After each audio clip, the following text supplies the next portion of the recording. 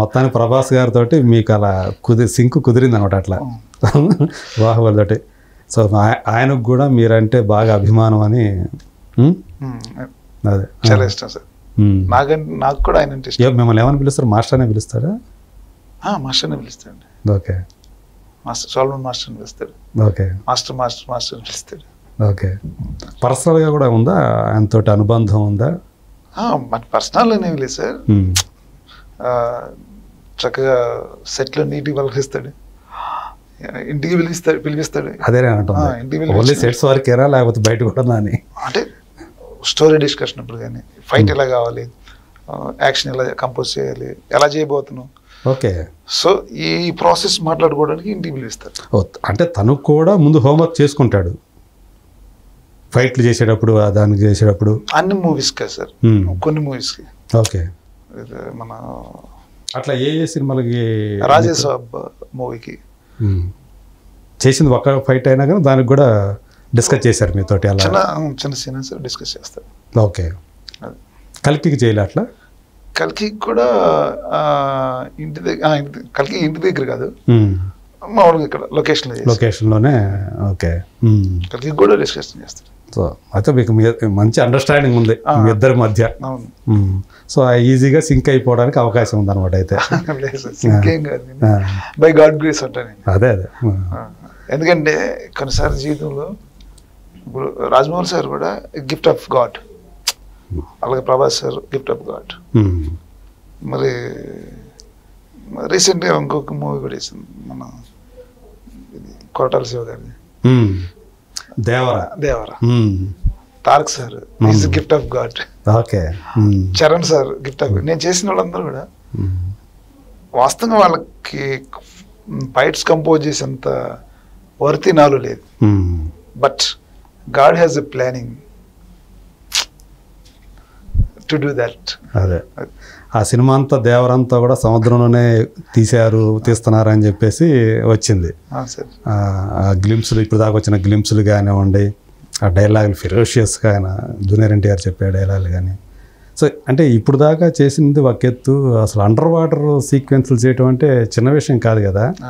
ఒక్క ఫైట్ మాస్టర్గా ఇప్పుడు దాకా కష్టమైనటువంటి ఎపిసోడ్ చేసామంటే దేవర అనుకోవచ్చా? అంటే అండర్ వాటర్ కదా, అంటే మీరు కూడా అదే కష్టం అని చెప్పలేము సార్. అంటే ఇప్పుడు suppose to be bike drive కష్టమా, కార్ డ్రైవ్ కష్టం సార్? ఎవరికి వాళ్ళది. ఇప్పుడు చేస్తే మామూలుగా అయితే సేమ్ థింగ్. దేనికి అదే అంటే ఆ మూవీకి అదే కష్టం. బాగా ట్రాఫిక్ ఎక్కువగా ఉందంటే బైక్ వెళ్తే కొంచెం తొందరగా వెళ్ళిపోదాం అనిపిస్తుంది. అయినప్పటికీ కూడా మాటికి బ్రేక్లు వేయాలి, అది దాంట్లో ఉండే కష్టం దానికి ఉంటుంది. కథ కార్లు వెళ్ళే వాళ్ళకి ఏంటంటే ఇంకొంచెం టైం ఎక్కువ తీసుకుంటుందనే ఉంటుంది. బట్ కొంత సేఫ్టీ అనేది ఉంటుంది కార్లో వెళ్ళేటప్పుడు, అంతే కదా. కార్లో సేఫ్టీ ఎక్కువ, కార్లో కూర్చున్నప్పుడు స్పీడ్ ఎక్కువ నడుపుతాం. అవును. కానీ యాక్సిడెంట్ కూడా ఎక్కువే. అవును. బైక్లో అంత స్పీడ్ వెళ్ళాం, అయినా యాక్సిడెంట్ ఎక్కువే. అవును. దీనికి తగ్గ రిస్క్ దానికి ఉంటుంది, దాని తగ్గ రిస్క్ దానికి ఉంటుంది. అలాగే దేవరా ఆ కైండ్ ఆఫ్ కష్టం దానికి ఉంది. ఓకే. ఇప్పుడు దేవర సంబంధించి ఫైట్ సీక్వెన్స్లు అన్నీ మీరే చేశారా? లేదు సార్, నేను కొన్ని అంటే అండర్ వాటర్ ఎక్కువగా, అంటే వాటర్ సంబంధించిన సీక్వెన్స్ అని చేశాను. ఓకే. 2-3 యాక్షన్ సీక్వెన్స్ చేశాను. కానీ ఎక్కువ రోజులు చేసినట్టున్నారు దానికి. 150 days 70 days చేశాను. మీరు 170 days? ఏమండి, ఒక సినిమా మొత్తం 2 సినిమాలు చేయొచ్చు కదండి. అంటే the way that I am composing, అంటే ఫస్ట్ స్టోరీ బోర్డ్, రిహార్సల్ తర్వాత షూటింగ్. సో అందుకని రిహార్సల్ టైం ఉంటుంది. ఓకే. స్టోరీ బట్టి టైం ఉంటుంది. సో అది కూడా కలుపుకుంటే అన్ని రోజులు రిహార్సల్స్ ఇవన్నీ కూడా. ఏమైనా సరే రిహార్సల్స్ కూడా ఆ పనిలో భాగమే కాబట్టి అన్ని రోజులు ఒక సినిమా కోసం పెట్టడం అంటే చిన్న విషయం కాదు కదా. కాకపోతే ఇప్పుడు అది 2 పార్ట్లుగా వస్తుందని చెప్పారు కాబట్టి 2 పార్ట్లు ఆల్రెడీ అయిపోయినాయా మీవి? అది తెలియదు నాకు. ఓకే. నా పోర్షన్ అయిపోయింది. సో దెన్ ఇప్పుడు దేవర వర్క్ అంతా అయిపోయింది మీది, మీకు సంబంధించిన వర్క్. అదే.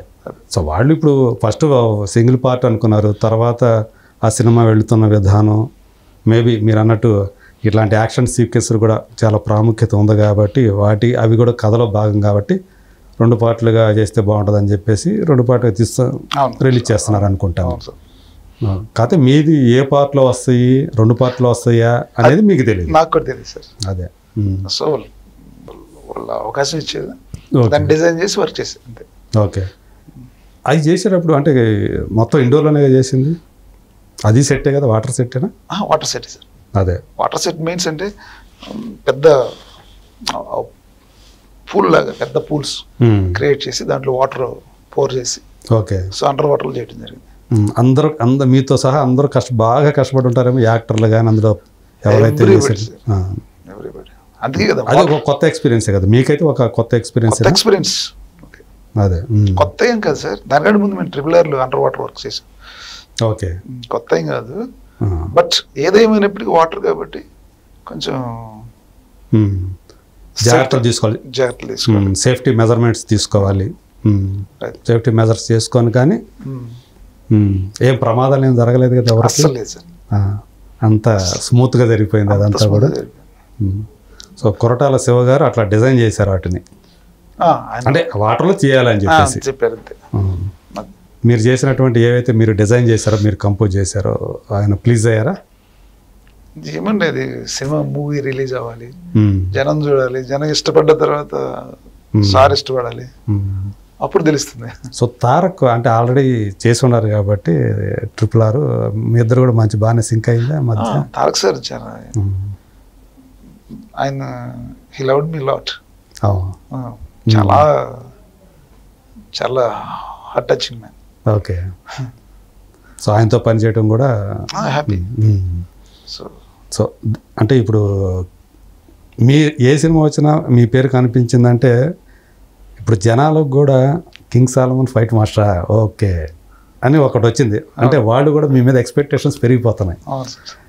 RRR తర్వాత ఏం చేయబోతున్నారు అంటే ఇప్పుడు కల్కి వచ్చింది, ఓ కింగ్ సాలమన్ దీనికి యాక్షన్ ఎపిసోడ్స్ అని ఇది.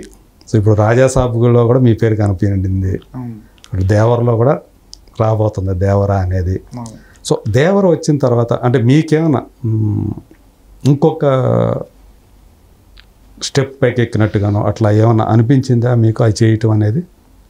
అంటే అది కూడా యాక్షన్ బేస్డ్ స్టోరీ అని విన్నాను నేను, దేవర అనేది. అందులో కూడా సముద్రం బ్యాక్ డ్రాప్ కాబట్టి.